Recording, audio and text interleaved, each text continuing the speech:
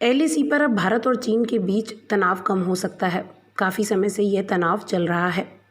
बताया जा रहा है कि अब चीनी सेना गलवान घाटी से 1 से 2 किलोमीटर पीछे हट रही है। राष्ट्रीय सुरक्षा सलाहकार अजीत डोभाल ने चीनी विदेश मंत्री वांग यी से बात की थी। बताया जा रहा है कि उसके बाद ही दोनों देशों के बीच ये सहमति बन पाई है। बताया जा रहा है कि चीन की सेना ने गलवान घाटी से अपने टेंट समेटने शुरू कर दिए हैं और करीब 1 से 2 किलोमीटर तक सेना पीछे हट गई है। चीन और भारत के बीच बॉर्डर पर मई से ही तनाव की स्थिति बनी हुई थी। 30 जून को दोनों देशों के सैन्य अफसर में जो बात हुई थी, उसी आधार पर अब सेना पीछे हटी है। चीनी सेना ने अपने टेंट, सामान और सैनिकों को 2 किलोमीटर तक पीछे कर लिया है। हालांकि अभी 72 घंटे का वक्त वेरिफिकेशन के लिए तय किया गया है। इस बीच एक बफर जोन बना दिया गया है ताकि किसी तरीके की झड़प न हो। गौरतलब है कि भारत और चीन के बीच लंबे वक्त से सीमा विवाद चल रहा है। इसे सुलझाने के लिए दोनों देशों की ओर से लगातार बैठकें चल रही हैं। इसके लिए प्रतिनिधि भी तय किए गए हैं। भारत की ओर से अजीत डोभाल स्थायी प्रतिनिधि हैं। बताया जा रहा है कि रविवार को अजीत डोभाल ने चीन के विदेश मंत्री और अपने समकक्ष से बॉर्डर पर शांति को लेकर बात की।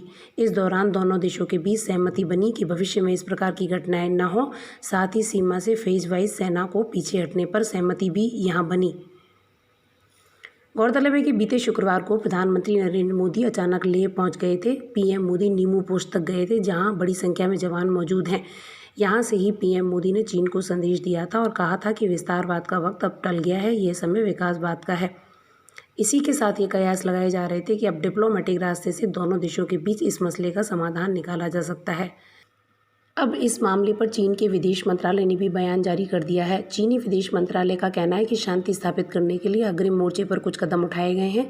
इनमें सैनिकों को वापस हटाने की प्रक्रिया शुरू हुई है। वहीं दूसरी ओर चीनी अखबार ग्लोबल टाइम्स की ओर से बॉर्डर पर तनाव कम होने की बात की गई है। ग्लोबल टाइम्स का कहना है कि भारत और चीन की सेनाओं ने फ्रंट बॉर्डर से बैच के आधार पर सैनिक कम करने का निर्णय लिया है। इसमें दोनों के बीच 30 जून को जो बैठक हुई थी, उसके बाद यह फैसला लिया गया है। चीन की ओर से कहा गया है कि कमांडर लेवल की बातचीत में दोनों देशों ने तनाव कम करने की इच्छा जताई। इसी आधार पर अब ये एक्शन हो रहा है।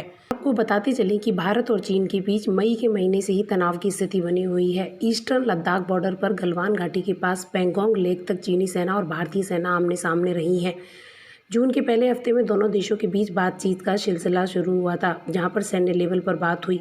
लेकिन 15 जून को इसी दौरान गलवान घाटी में झड़प हुई, जिसमें भारतीय सेना के 20 जवान शहीद हो गए थे। चीन को भी बड़ा नुकसान हुआ, लेकिन उसने कभी इसे नहीं माना।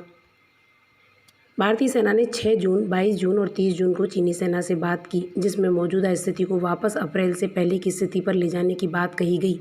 भारत अपने मुद्दे पर अड़ा रहा, लेकिन चीन नहीं माना। बॉर्डर के पास चीन की ओर से बढ़ाई जा रही सेना की मौजूदगी के जवाब में भारत ने भी अपनी तैनाती को बढ़ा दिया। अब लद्दाख बॉर्डर पर भारतीय सेना की कई टुकड़ियां तैनात हैं। आपको गलवान घाटी के बारे में भी बताते चलते हैं, जो पूर्वी लद्दाख में चीन और भारत के बीच सैन्य तनाव का केंद्र बनी हुई है। करीब 45 साल पहले भी इसी सीमा पर भारतीय चीनी सेना के बीच खूनी संघर्ष हुआ था। इसके पहले एलएसी पर भारतीय जवान की मौत 45 साल पहले 1975 में हुई थी। तब चीन के सैनिकों ने भारतीय सीमा में पेट्रोलिंग कर रहे असम राइफल्स के जवानों पर घात लगाकर हमला किया था और 4 भारतीय जवानों की उस वक्त मौत हो गई थी।